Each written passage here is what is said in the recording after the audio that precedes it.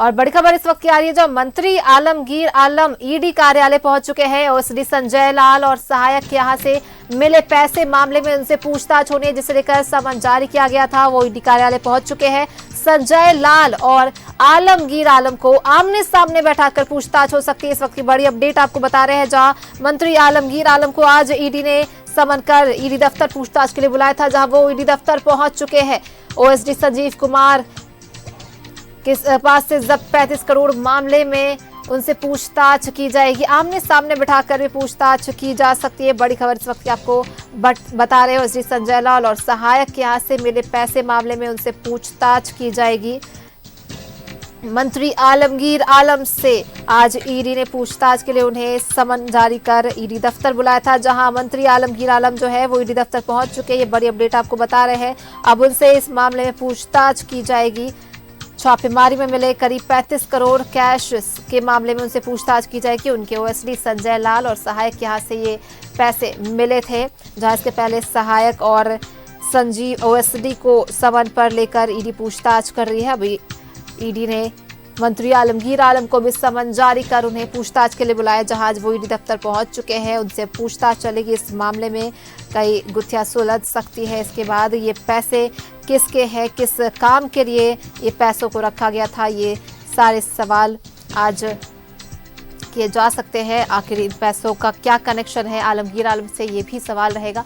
और ज्यादा जानकारी के साथ इमरान हमारे सहयोगी फोन लाइन पे जुड़ चुके हैं। इमरान, देखिए, समन के बाद मंत्री आलमगीर आलम जो है वो ईडी दफ्तर पहुंच चुके हैं, और क्या कुछ अपडेट निकलकर सामने आ रहा है?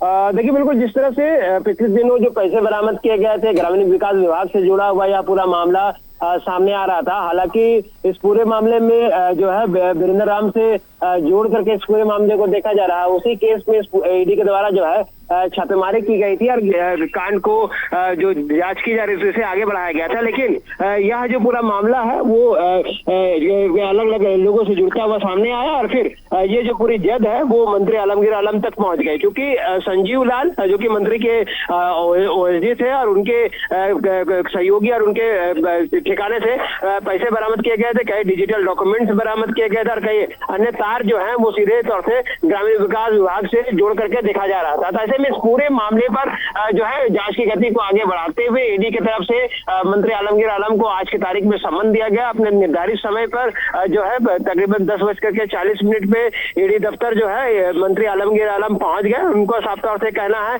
कि इस पूरे मामले पर जिस तरह से जांच की प्रक्रिया को आगे बढ़ाया जा रहा है, इस दौरान जो है वो तमाम सवालों के जवाब जो है वो देंगे। ईडी के जो भी सवाल होंगे उन तमाम सवालों का जवाब जो है वो दिया जाएगा, क्योंकि वो इस पूरे मामले में कहीं भी नहीं है और उनका रोल जो है इस पूरे मामले में कहीं भी दिखाई नहीं दे रहा है। इसलिए ईडी के द्वारा दिए गए सम्मन पर हाजिरी देते हुए ईडी के तमाम सवालों के जवाब दिए जाएंगे। तो अब देखना होगा कि इस पूरे मामले में जो है आलमगीर आलम की तरफ से क्या कुछ पक्ष रखा जाता है। लेकिन साफ तो इतना कहा जा सकता है कि जिस तरह से पिछले दिनों 32 करोड़ रुपए से अधिक पैसे बरामद किए गए थे, पैसे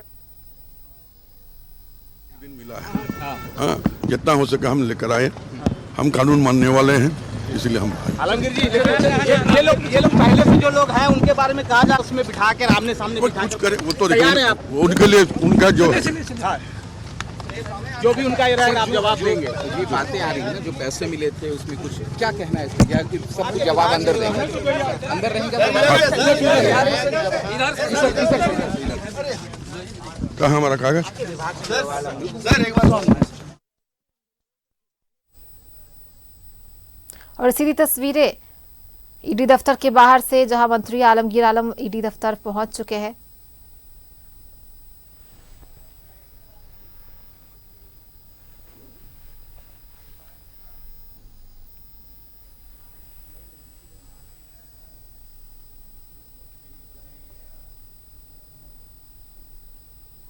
इमरान, हमारे सहयोगी जो हमारे साथ बने थे उनके रुक कर लेते हैं।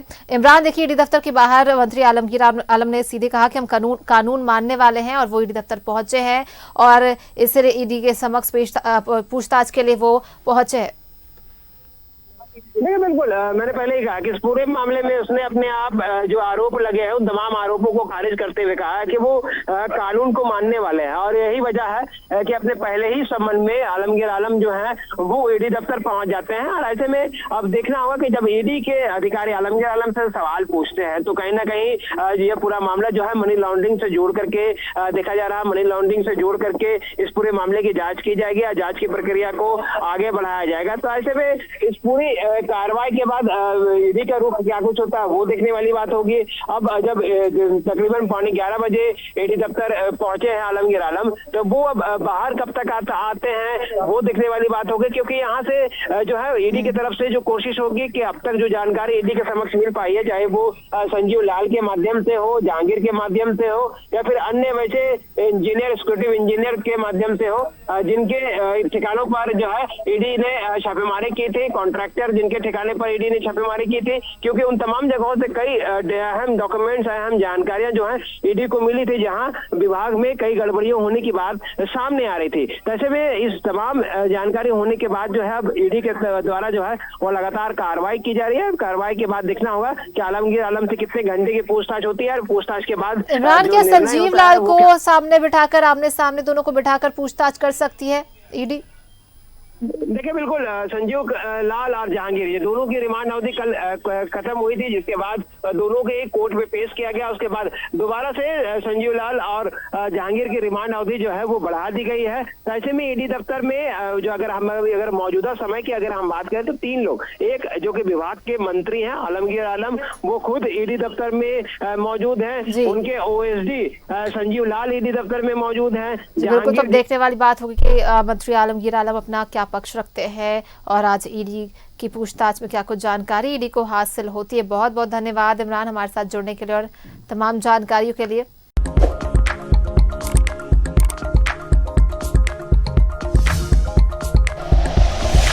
Like and share videos, subscribe करें हमारा चैनल और प्रेस करें बेल आइकॉन। News 11 भारत, सच है तो दिखेगा।